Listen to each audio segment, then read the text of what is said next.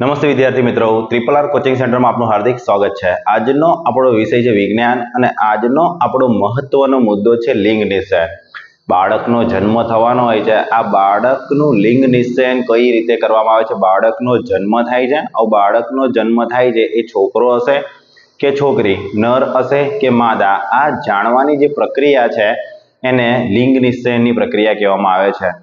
તો આપણે આપણા મુદ્દાને શીખવાની શરૂઆત કરીએ। લિંગ નિશ્ચયની પ્રક્રિયા જે છે એ રંગસૂત્રો ઉપર આધાર રાખે છે। કોની ઉપર આધાર રાખે છે? રંગસૂત્રો ઉપર આધાર રાખે છે। અને આ રંગસૂત્રો પરથી આપણે જે લિંગ જે છે, નર છે કે માદા, સ્ત્રી છે કે પુરુષ, છોકરો છે કે છોકરી, આ નક્કી કરી શકીએ છીએ।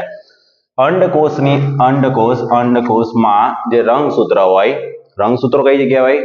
આપણે બંનેમાં જોવાના છે। શુક્રપિંડમાંથી શુક્રકોષ અને અંડપિંડમાંથી અંડકોષ। હવે જે અંડપિંડ જે છે, અંડકોષ છે, હવે આ જે છે ને એ માતા જે છે, બરાબર, સ્ત્રી છે જે એના પેટની અંદર ગર્ભધારણ જે કરેલો હોય છે એના ગર્ભની અંદર જે રંગસૂત્ર જોડાયેલા છે, ફલનની બાદ જે રંગસૂત્ર જોડાયેલા છે એ રંગસૂત્રો છે એમાંથી કયા રંગસૂત્ર જોડાયા છે એની પર એ આધાર રાખે છે। એટલા માટે આપણે કીધું ફલિત થતા અંડકોષના રંગસૂત્ર। ગર્ભ જે ધારણ કર્યો છે પણ ગર્ભની અંદર જે ફલન થયું એની અંદર નરજન્યુ અને માદાજન્યુ, નરજન્યુની અંદર જે શુક્રકોષ છે અને માદાજન્યુની અંદર જે અંડકોષ છે, હવે અંડકોષના કયા રંગસૂત્ર છે અને શુક્રકોષના કયા રંગસૂત્ર છે, આ બંને જોડાશે અને જે ગર્ભ ધારણ થાય છે, જે બાળકનું નિર્માણ થવાની જે પ્રક્રિયા છે એની અંદર રંગસૂત્ર કયા જોડાયા છે, જે રંગસૂત્ર જોડાયા છે એનો આધાર છે કે ભાઈ બાળક છે એ નર હશે કે માદા। રંગસૂત્રો પ્રત્યેક કોષના કોષ કેન્દ્રમાં હોય। જે માનવ શરીર જે છે, આ માનવ શરીર જે છે કોષોનું બનેલું છે। સજીવનો રચનાત્મક અને ક્રિયાત્મક એકમ કોષ છે। કોષ ભેગા થઈને પેશી બને, એટલે પેશી એટલે શું? તો કોષોના સમૂહને આપણે પેશી કહીએ। પેશી ભેગી થઈને અંગ બને, અંગ ભેગું થઈને અંગતંત્ર બને અને અંગતંત્ર ભેગું થઈને એક શરીરનું નિર્માણ થાય છે। તો જે આ કોષ હોય, આ કોષની અંદર રંગસૂત્ર હોય। કોષની અંદર ઘણી બધી અંગિકાઓ હોય। કોષ કેન્દ્ર હોય, કણાભસૂત્ર હોય, રસધાની હોય, તારા કેન્દ્ર, કોલ્કી ગાય, બરાબર, આ અંતઃકોષ રસઝાડ છે, લાઇસોઝોમ છે, આ બધી અંગિકાઓની અંદર જે કોષ કેન્દ્ર છે એ કોષ કેન્દ્ર, કોષનું નિયમન કરતું કેન્દ્ર કોષ કેન્દ્ર, મધ્યના ભાગની અંદર કોષ કેન્દ્ર આવેલું છે। એ કોષ કેન્દ્રની અંદર આ રંગસૂત્ર હોય અને આ રંગસૂત્રના પરથી આપણે જાણી શકીએ છીએ કે ભાઈ લિંગ છે એ કયું હશે। બાળકનું જે નિર્માણ થાય છે, 9 મહિના ગર્ભ ધારણ કરે છે અને પછી બાળકનો જન્મ થાય છે એ પહેલા જ્યારે કોઈ સ્ત્રી છે એ ગર્ભવતી બને, બરાબર, ત્યારે એ સમયગાળાની અંદર જ્યારે બાળકનો જન્મ ન થયો હોય એ પહેલા આ વસ્તુ નક્કી થઈ જાય। આમ તો જોવા જઈએ તો આ ટોપિક જે છે, આ વિષય જે છે અત્યારે લિંગ નિશ્ચયનો, એ જે છે ના તો શીખવો જોઈએ ના તો એવું કરવું જોઈએ। પણ આપણે વિજ્ઞાનના વિદ્યાર્થીઓ તમે છો અને વિજ્ઞાનમાં તમને વધારે પડતો રસ છે એટલે આ જાણવાનું છે, ખાલી આ સમજવાનું છે કે ભાઈ આવું કઈ રીતે થાય છે। આપણને એવું નામ નવાઈ લાગે કે વિજ્ઞાનની અંદર બધા અલગ અલગ પ્રશ્નો હોય છે ને। વિજ્ઞાન એટલે શું? તો વિજ્ઞાન એટલે પ્રશ્નાર્થ ચિહ્ન। આપણને ખાલી આ પ્રશ્ન થાય કે ભાઈ બાળક જે છે એ છોકરો ક્યારે જન્મે અને છોકરી ક્યારે જન્મે, બરાબર। માતા જે છે એ બાળકને જન્મ આપશે પણ આ જન્મની અંદર ક્યારે છોકરાનો જન્મ થશે અને ક્યારે છોકરીનો જન્મ થશે, તો એના માટે આ વિષય આપણે સમજવાનો છે।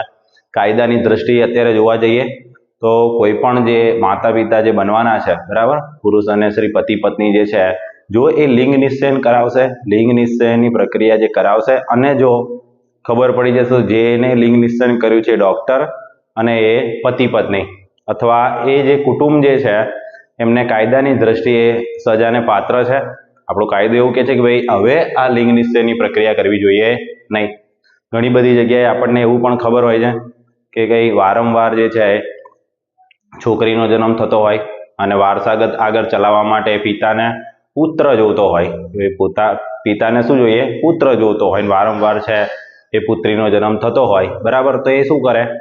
એ ગર્ભપાત કરાવી નાખે। એ બાળક જે છે એ અંદર ને અંદર એના પેટની અંદર જ એવી દવાઓ આવે છે, એનું પણ આપણે ઉલ્લેખ કરીશું હમણાં આગળ, એ દવાના કારણે એ ગર્ભપાત થઈ જાય, એ ગર્ભ જે છે ગર્ભાશયની અંદર રહે નહીં, અને જે 9 મહિનાનો સમયગાળો છે 9 મહિનાના સમયગાળા પહેલા જ એ ગર્ભ જે છે એ બહાર નીકળી જાય, યોનિના માધ્યમથી બહાર નીકળી જાય.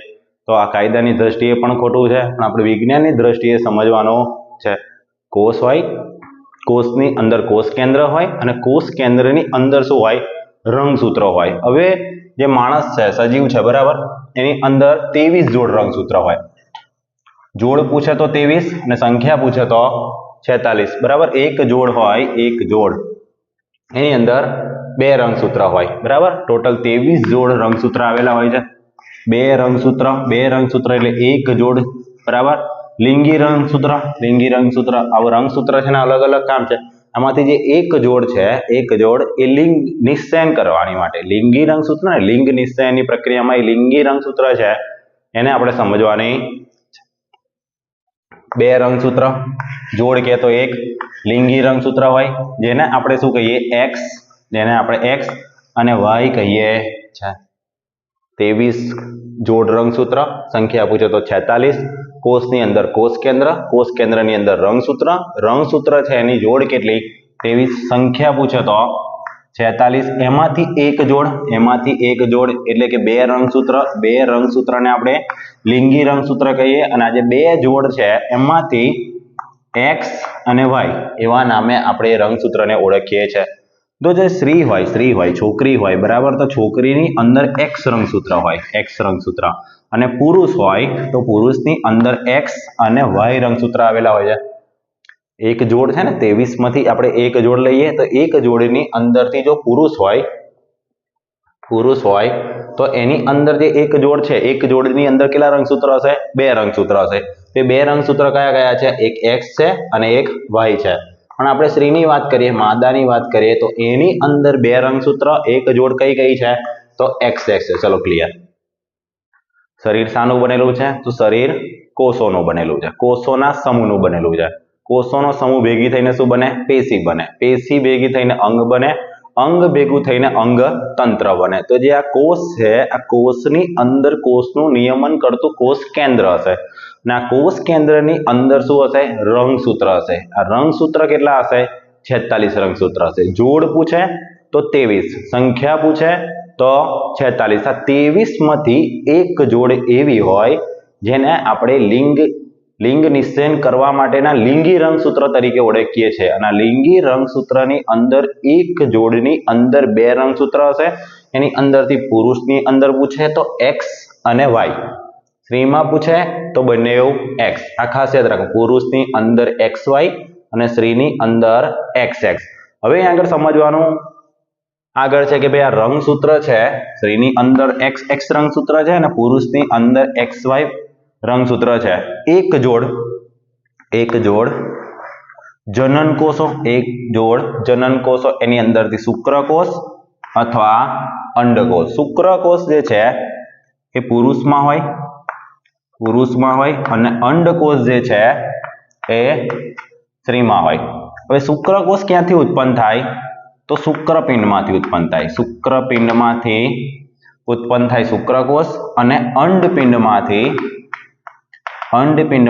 ઉત્પન્ન થાય અંડકોષ. હવે આ જે અંડકોષ અને આ શુક્રકોષ, આ બંનેને જનન કોષો કહેવાય. જનન કોષો. શુક્રકોષને આપણે કહીએ નરજન્યુ કહીએ, અને અંડકોષ છે એને આપણે માદાજન્યુ કહેવાય. નરજન્યુ અને આ માદાજન્યુ બંને જોડાવાની જે ક્રિયા છે એને આપણે ફલન કહીએ, ફલિતાંડ કહીએ.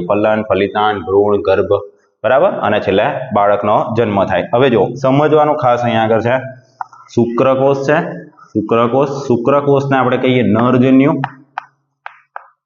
હવે આ નરજન્યુ જે છે એ એક્સ રંગસૂત્ર અને આ વાય રંગસૂત્ર. જો એક્સ રંગસૂત્રમાંથી અંડકોષમાંથી જે ફલન થાય છે, અંડકોષ એટલે સ્ત્રી, અંડપિંડમાંથી અંડકોષ.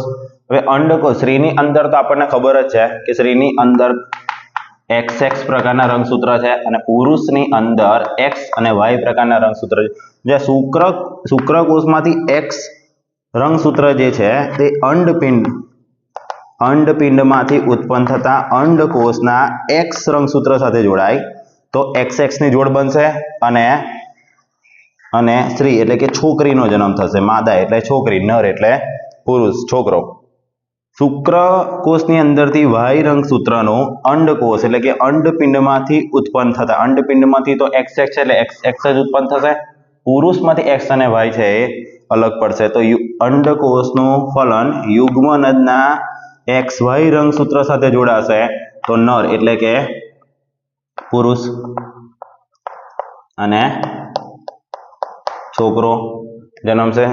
અહીંયા આગળ લખવામાં જે આવ્યું છે અંડકોષનું ફલન, અંડકોષના ફલનની અંદર અંડકોષ છે ક્યાંથી? અંડપિંડમાંથી ઉત્પન્ન થશે અને અંડકોષની અંદર આપણને ખબર છે કે ભાઈ રંગસૂત્ર કયા છે? XX છે. આ રીતે ખબર ના પડે તો આપણે બીજી આકૃતિ દોરીએ, એમાં તમને ખબર પડશે. ચલો અહીંયા આગળ જે ડાયાગ્રામ છે એ પ્રમાણે સમજીએ. અંડકોષ છે, અંડકોષ છે કયા કયા હશે? તો એક X હશે અને એક X હશે. XX એક જોડ થઈ ગઈ, બરાબર. હવે જે આ શુક્રકોષો છે, આ શુક્રકોષ છે, જે શુક્રકોષ Y શુક્રકોષ આવશે, Y શુક્રકોષ અને X અંડકોષ, આ બંને જોડાશે, બરાબર. Y અને X, આ Y અને X જોડાશે એટલે શું થશે? XY થશે. XY થશે અને આ XY એટલે શું? નર. ચલો ક્લિયર.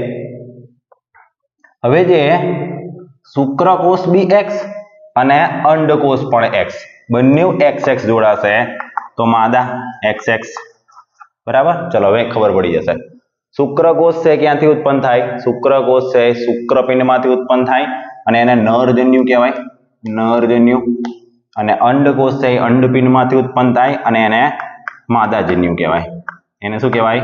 માદાજન્યુ. તો આ નરજન્યુ અને માદાજન્યુ આ બંને જોડાવાની જે પ્રક્રિયા છે એને આપણે ફલન કહીએ. નરજન્યુ છે ને એ બે છે, બે X છે અને Y છે અને માદાજન્યુ જે છે એ ખાલી XX છે. હવે આમાંથી પણ X અને આમાંથી પણ X, બંને XX ની પેર બને, બંને XX ની જોડી બને તો માદા છોકરી અને બંનેની અંદર એક XY અને એક Y હોય તો છોકરો, બરાબર. હવે અહીંયા આગળ પછી એકવાર સમજાવી દઈએ. પુરુષની અંદર X છે અને Y છે અને સ્ત્રી જે છે એની અંદર XX છે. હવે સમજો કે આમાંથી X આપે અને સ્ત્રી તો X જ આપશે. જો બંને XX થયા, બંને XX એટલે માદા, છોકરીનો જન્મ થશે. હવે આમાંથી Y આપે, ચલો આ Y, પુરુષ છે એ Y રંગસૂત્ર આપે અને સ્ત્રીની અંદર તો એક જ છે X, બરાબર, એ X આપશે. તો હવે જે જોડ થઈ એ X અને Y ની થઈ, X અને Y એટલે છોકરો. ચલો હવે સમજાઈ ગયું હશે. પછી એકવાર જોવું હોય તો જોઈ લો. નરજન્યુ ક્યાંથી ઉત્પન્ન થાય? શુક્રપિંડમાંથી ઉત્પન્ન થાય, શુક્રકોષ કહેવાય.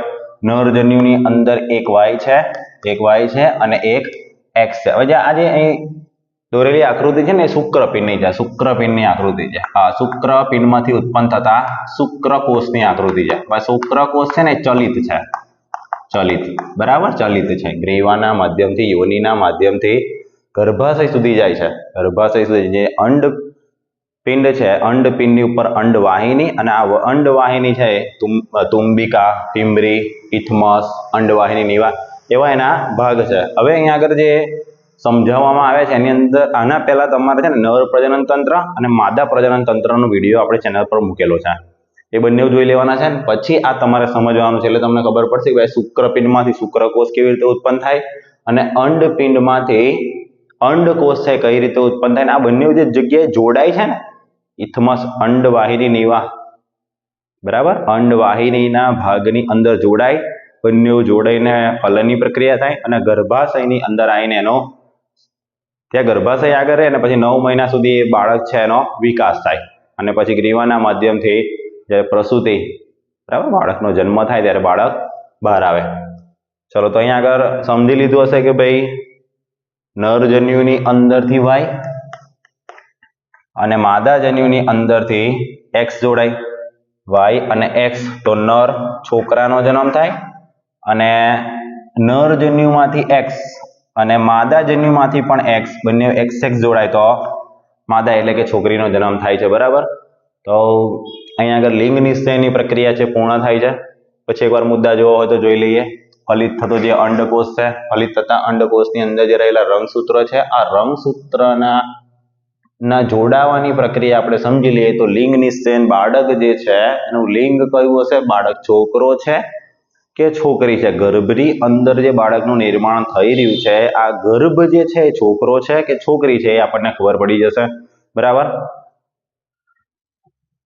રંગસૂત્રો પ્રત્યેક કોષના કોષ કેન્દ્રમાં હોય. કોષના કોષ કેન્દ્રની અંદર રંગસૂત્ર હોય અને જ્યાં રંગસૂત્ર છે એ કેટલા હોય? તો 23 જોડ રંગસૂત્ર હોય.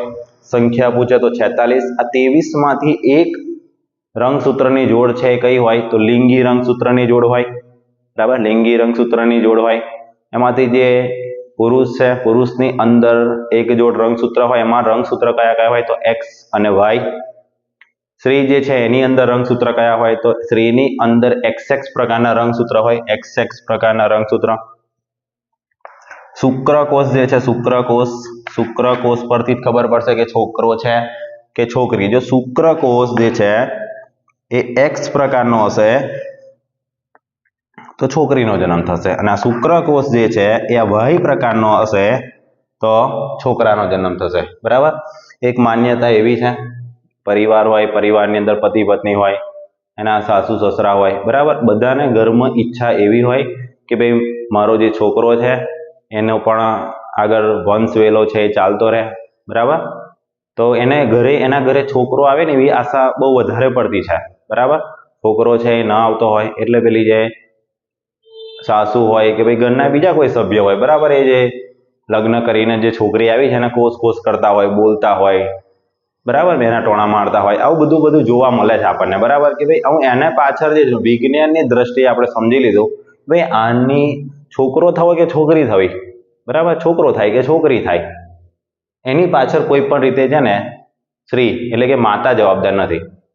અહીં આગળ માત્ર ને માત્ર પિતા જે છે એ પિતાના નરજન્યુ પરથી જ નક્કી થાય છે કે ભાઈ છોકરો હશે કે છોકરી હશે. જો આ પિતા જે છે એ X રંગસૂત્ર આપશે તો છોકરીનો જન્મ થશે અને જે પિતા જે છે, બરાબર, એ Y રંગસૂત્ર આપશે તો છોકરો અને X રંગસૂત્ર આપશે તો છોકરી. બરાબર. કેમ કે માતા જે છે, બરાબર, માતાનો જે અંડકોષ છે, બરાબર, અંડપિંડમાંથી ઉત્પન્ન થતો જે અંડકોષ છે, એ અંડકોષની અંદર તો એક જોડ રંગસૂત્ર છે ને, એક જોડ રંગસૂત્ર છે એની અંદર તો નક્કી જ છે ભાઈ XX જ છે. XX છે તો એ તો શું કરશે? X જ રંગસૂત્ર આપશે ને. માતાની અંદર જે અંડકોષ છે એની અંદર તો XX ની જોડ છે તો એ X જ રંગસૂત્ર આપશે. પણ પિતા જે છે, આ પિતાના શુક્રકોષની અંદર જે એક જોડ રંગસૂત્ર છે એમાંથી એક X છે અને એક Y છે.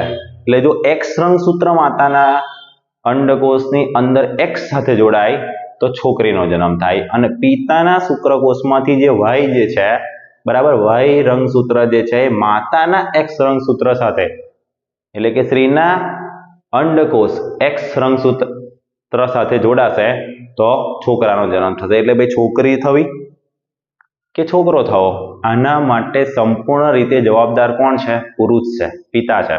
કોઈ પણ રીતે આની અંદર સ્ત્રી, માદા કે પત્નીનો કોઈ પણ પ્રકારે હાથ હોતો નથી. બરાબર. હવે વાત આપણે એ કરીએ કે ભાઈ ઘણી બધી સ્ત્રી છે ને કે ઘણા બધા પુરુષો જે છે એ એવા હોય કે લગ્ન ગ્રંથિથી જોડાઈ જાય, પ્રજનનની ક્રિયા બાદ એમને પુત્ર પ્રાપ્તિ કરવી હોય, સંતાન જોતું હોય પણ સંતાન છે એમને આવી ન શકતું હોય. બરાબર. કંઈક ને કંઈક રીતે જે ગર્ભ જે છે માતા ગર્ભ ધારણ ન કરી શકતી હોય અથવા આ બધા માટે જવાબદાર શું છે ખબર છે? આ રંગસૂત્ર. અંડકોષ છે અને શુક્રકોષ છે. તો અંડકોષ છે અને શુક્રકોષ છે જોઈએ એટલા પ્રમાણમાં વ્યવસ્થિત હોતા નથી. કેમ? તો બધી ઘટનાઓ તમને ખબર છે, વારંવાર છે વીર્યપાત કરેલું હોય, બરાબર, એના લીધે જે છે એની અંદર જે ક્ષમતા હોવી જોઈએ એ ક્ષમતા હોતી નથી.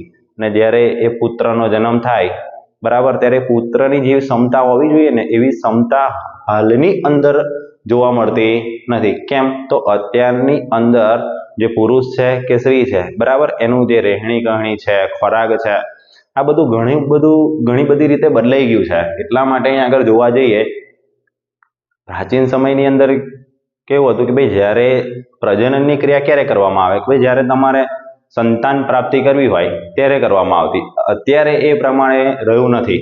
બરાબર, અત્યારે નરજન્યુ છે અને માદાજન્યુ છે એ સતત છે એ લોકો બગાડી રહ્યા હોય છે સતત. બરાબર, આ વાત એટલા માટે કરવાની કે ભાઈ તમે એનું સાચું વિજ્ઞાન છે ને સમજો. બરાબર, એની કિંમત સમજો કે આગળ ભવિષ્યની અંદર ક્યાંક ને ક્યાંક તમે બી અત્યારે ભલે વિદ્યાર્થીઓ રહ્યા, આવનારા સમયની અંદર તમે બી સમાજની અંદર જશો. બરાબર, તમારું પણ એક પરિવાર હશે, તમારી ઉપર પણ કેટલીક એવી જવાબદારીઓ હશે, તમે પિતા પણ હશો, માતા પણ હશો, તમારે પણ આગળ સંતાન હશે. તો આ બધું ચલાવવા માટે અત્યારથી આ બધું સમજવું પડશે. બરાબર, નહીં તો ક્યાંક ને ક્યાંક આપણે જોયું છે કે ભાઈ બાળકનો જન્મ થઈ જાય પણ બાળકને કોઈને હાથ ના હોય, આંખે દેખાતું ના હોય. બરાબર, મંદ બુદ્ધિના બાળકો આવે છે. બરાબર, મંદ બુદ્ધિના બાળકો, તો આ બધું ક્યાં અહીંથી ખબર પડે. બરાબર, નરજન્યુ અને માદાજન્યુ જોડાઈ જાય પણ નરજન્યુ જે છે, બરાબર, નરજન્યુ છે એ પૂર્ણ રીતે વિકસિત ના હોય. તો એ જે બાળક જે આવવાનું છે બાળકની ઉપર અસર જોવા મળે. તો આપણે કેટલીક બાબતોનું અહીંયા આગળ ધ્યાન રાખવાનું છે. પ્રજનન ને સુધારવા માટે, પ્રજનન યોગ્ય રીતે રહે આપણું એટલા માટે. તો પહેલાં પહેલું કિશોરાવસ્થા, અત્યારે ધોરણ 8ની અંદર જે લોકો અભ્યાસ કરે છે એને આપણે તરુણ કે કિશોર કહીએ. બરાબર, 11 વર્ષથી લઈને 19 વર્ષ સુધીનો જે તમારો સમયગાળો છે એને આપણે કિશોરાવસ્થા કહીએ. ટીનેજર, તરુણાવસ્થા. બરાબર, તો એ લોકોએ ખાસ અત્યારે શું ધ્યાન રાખવાનું, અત્યારે એમનો સમયગાળો એવો છે. કિશોરાવસ્થા એટલે શું, તો પ્રજનન અંગોનો વિકાસ થાય, ગૌણ જાતીય લક્ષણોનો વિકાસ થાય, અંતઃસ્ત્રાવી ગ્રંથિઓ છે એની અંદર અંતઃસ્ત્રાવ છે એ મુક્ત થવાની શરૂઆત થઈ જાય. છોકરો છે એ છોકરો દેખાય અને છોકરી છે એ છોકરી દેખાય. બરાબર, આ પ્રકારના શરીરની અંદર કેટલાક એવા ફેરફારો થાય. આ જે ફેરફારો જે છે એની સાથે સાથે તમારે કેટલીક બાબતો છે એનું ધ્યાન રાખવાનું છે. તો તમારો જેવો ખોરાક હશે એ રીતનું તમારું શરીર છે એનો વિકાસ થશે. તો તમારે કેવો ખોરાક તમારે લેવો જોઈએ, સમતોલ આહાર તમારે લેવો જોઈએ. સમતોલ આહાર કહેવાય કોને? આપણને અત્યારે એટલી બધી બહારનું જે પણ ખાવાનું છે ફાસ્ટ ફૂડ, બરાબર, પકોડી છે, પીઝા છે, બરાબર, આ બધું ખાવાનું આપણને આપે તો આપણને ઘરનું જે છે સાત્વિક ખોરાક જે છે એ આપણે ન લઈએ. તો ઘરનું ન ખાઈએ ને બહારનું બધું વધારે પડતું મસાલેદાર, બરાબર, આવું બધું પ્રકારનું ખાઈએ તો આપણા જે અંગો છે, પ્રજનન માટેના જે અંગો છે, શરીર છે, આ બધું બગડશે. બરાબર, તો તમારે સમતોલ આહાર ખાવો જોઈએ, સાત્વિક છે ખોરાક છે એ ખાવો જોઈએ. બરાબર, વધારે પડતું અત્યારે જોવા જઈએ તો કોઈને પણ શરીરનું એટલું બધું ભાન જે છે એ રહ્યું નથી. કેમ? તો બહારનો ખોરાક છે એ વધારે પડતો ખાવો હોય છે, જીભને ભાવે એવું ખાવું હોય છે, જીભને જેવો સ્વાદ સારો લાગે એ પ્રકારનો ખોરાક છે એમને ખાવો હોય છે. તો એ પ્રકારનો ખોરાક ન ખાવો જોઈએ. આપણા ખોરાકની અંદર એક બેલેન્સ હોવું જોઈએ. કેવું બેલેન્સ હોવું જોઈએ? તો આપણા ખોરાકની અંદર કાર્બોદિત હોવું જોઈએ, પ્રોટીન હોવું જોઈએ, ચરબી હોવું જોઈએ, વિટામિન, ખનિજ ક્ષાર, કુદરતી રેસા, પાણીનું પ્રમાણ પણ વધારે હોવું જોઈએ. પાણી જ નહીં પીતા તે આપણે જોઈએ છે કે ભાઈ જ્યારે અમે ક્લાસની અંદર લેક્ચર લેવા માટે જઈએ તો જોઈએ કે ભાઈ કોઈ બાળકને જોઈએ કે 9મા ધોરણમાં 10મા ધોરણની અંદર હોય, 11 સાયન્સની અંદર, 12 સાયન્સની અંદર, પણ એની ઉંમર તમે એની હાઇટ બોડી જુઓ તો તમને 3જા 4થામાં 5મા ધોરણની અંદર હોય એ પ્રકારની એની હાઇટ હોય. 10મા ધોરણની અંદર તમે જાઓ તો તમને એવું લાગે ભાઈ આ 6ઠ્ઠા ધોરણનો વિદ્યાર્થી છે. બરાબર, તો તમારી ઉંમર જેમ જેમ વધે છે એમ ઉંમરની અનુરૂપ તમારું વજન પણ વધવું જોઈએ, તમારી હાઇટ પણ વધવી જોઈએ. બરાબર, તો આના માટે એક રામબાણ ઇલાજ શું છે? સમતોલ આહાર. તમારો આહાર એવો હોવો જોઈએ કે એની અંદર કાર્બોદિત, પ્રોટીન, ચરબી, વિટામિન, ખનિજ ક્ષાર, કુદરતી રેસા બધું જ બેલેન્સ છે એ બરાબર થયેલું હોવું જોઈએ અને બધું જ જે છે વ્યવસ્થિત એક અઠવાડિયાની અંદર તમને મળી રહે એ રીતે તમારે ખાવાનું છે. કઠોળ પણ ખાવાના છે, ફ્રૂટ પણ ખાવાનું છે, શાકભાજી પણ ખાવાનું છે. બરાબર, અત્યારે નાટકો જ એટલા બધા હોય છે, મને આ પ્રકારનો ખોરાક છે નથી ભાવતો, એવું ન હોય.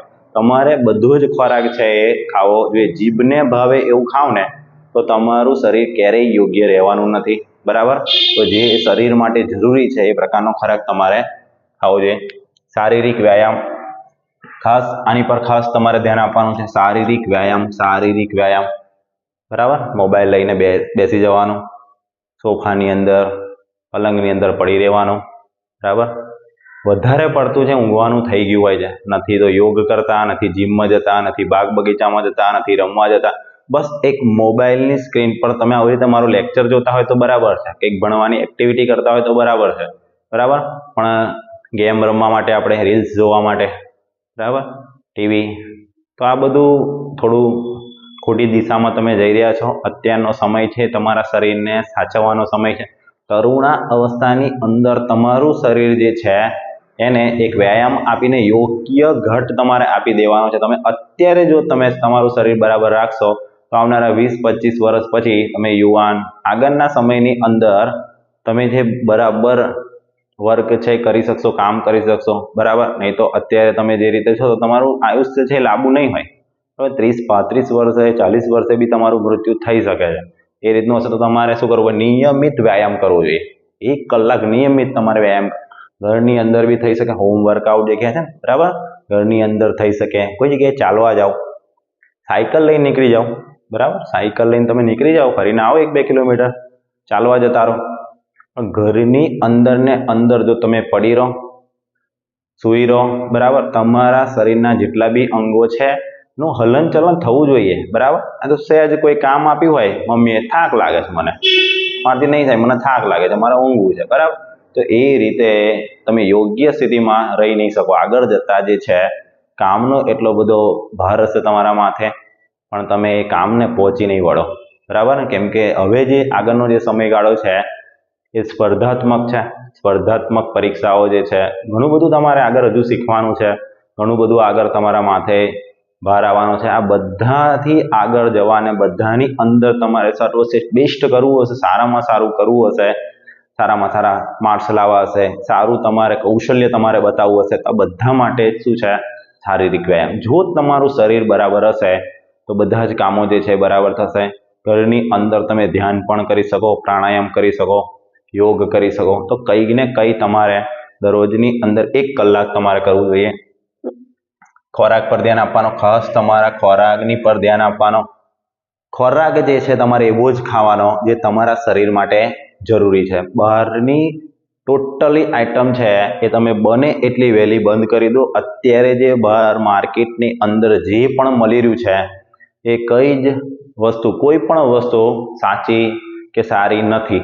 હા, હું તમને ચોખ્ખે ચોખ્ખું કહું છું કે એ વસ્તુની અંદર ભેળસેળ છે, અથવા એ વસ્તુ કઈ રીતે બની છે એ પણ તમને નહીં ખબર. કોઈ વસ્તુ ખાવી હોય તો ઘરે બનાવો, બરાબર.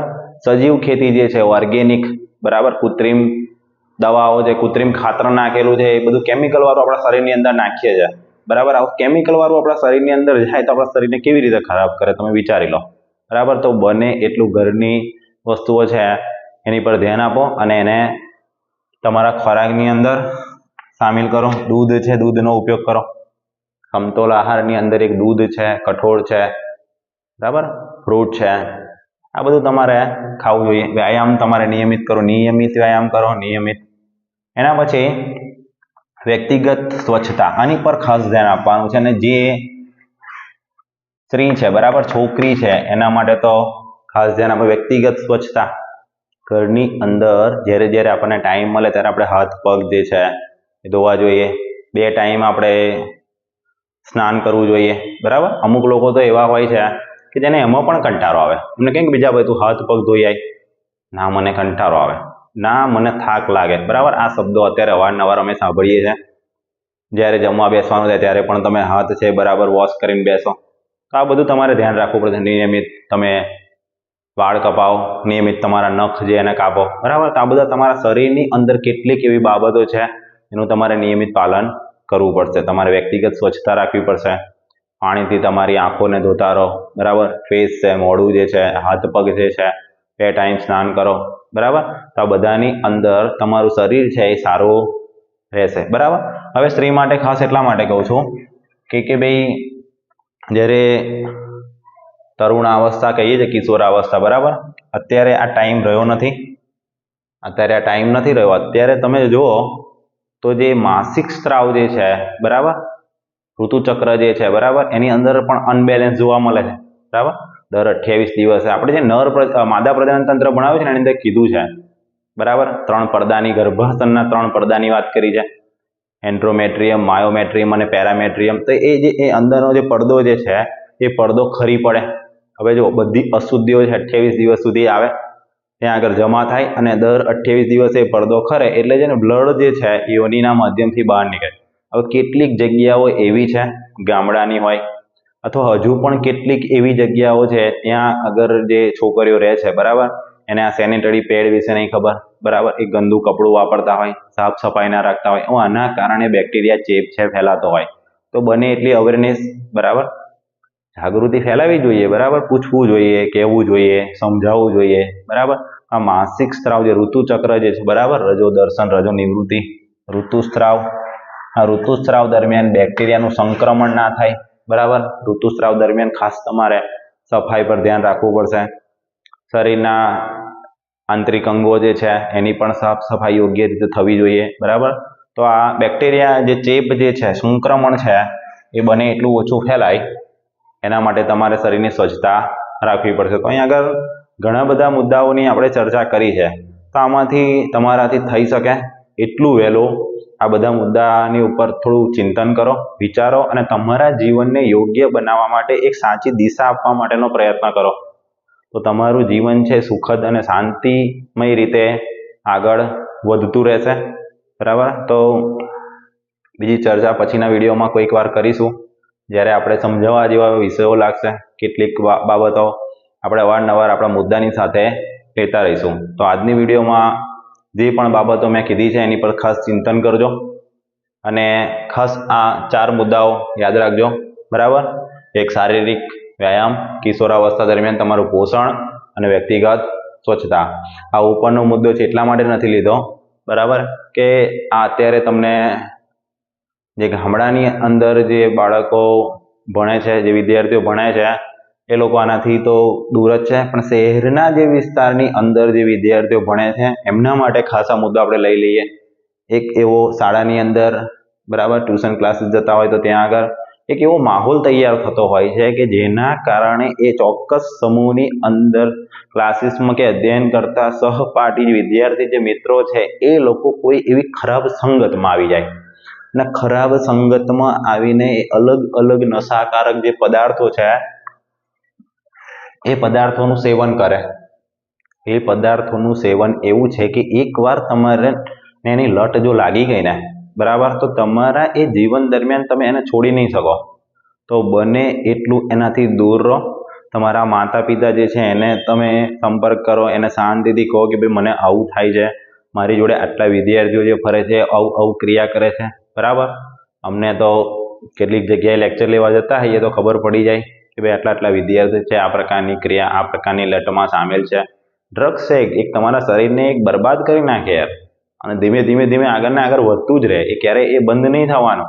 એટલે નશાકારક પદાર્થ જે છે એને આપણા શરીરના સંપર્કમાં નહીં આવવા દેવાનું. કોઈ માણસ છે કોઈ નશો કરતો તો આપણે એનાથી દૂર રહેવાનું, બરાબર. એને બી કહેવાનું કે ભાઈ તું આ જે નશો કરવું છે છોડી દે, તારા પરિવારની ચિંતા કર, તારા ભવિષ્યની ચિંતા કર, તું તારા જીવનમાં બને એટલું આગળ વધ, તું તારા દેશ માટે કંઈક ને કંઈક કર. પણ એવું નશો કરીને તમને મળવાનું શું મળશે? તમારું જીવન કોઈ કંઈક મને આનંદ મળે છે તો એ આનંદની પાછળ તમારું જીવન છે બરબાદ થઈ જાય, બરાબર. તમારા શરીરની અંદર જે શ્વસન તંત્ર છે, તમારા આંતરિક અંગો છે, એને કેટલું એ ખરાબ અસર કરે ખબર છે તમને, બરાબર. તો આ નશાકારક પદાર્થો છે એનાથી ખાસ દૂર રહેવાનો, બરાબર. બને એટલા સારા મિત્રો બનાવવાના, એમની સાથે રહેવાનું, વાંચન કરવાનું, સારા પુસ્તકો વાંચવાના, બરાબર. અને આ રીતે તમે તમારું જીવન છે એને સુખદ અને કંઈક સર્જનાત્મક તમારા દેશ માટે કંઈક સારું કરવા માટેની ભાવના સાથે વાળું બનાવી શકશો. તો આટલા મુદ્દાને ખાસ યાદ રાખજો. મેં જેટલી પણ વાતો કરી એને તમારા મગજમાં ઉતારજો, વિચારજો, બરાબર. તો આ એક લિંગ નિશ્ચયની પ્રક્રિયા હતી જે ક્યારેય ન કરાવવું જોઈએ. આ જે સ્ત્રી છે, છોકરો થાય કે છોકરી, એના માટે જે આપણે માતાને જવાબદાર માનતા હતા, માતાને વારંવાર બોલતા હતા, બરાબર, એ પણ આપણે ન કરવું જોઈએ. એની પાછળનું વિજ્ઞાન શું હતું એ પણ આપણે સમજી લીધું અને પોતાના શરીરને વ્યવસ્થિત રાખવા માટે શું કરવું જોઈએ એ પણ આપણે જોઈ લીધું. તો આટલી વિડીયોની અંદર આપણે આટલી બાબત રાખીએ. હવે પછી આપણે એક નવા વિષય સાથે મળીશું, નવા મુદ્દા સાથે મળીશું અને આગળની ચર્ચાને આગળ વધારીશું. ત્યાં સુધી જય હિન્દ.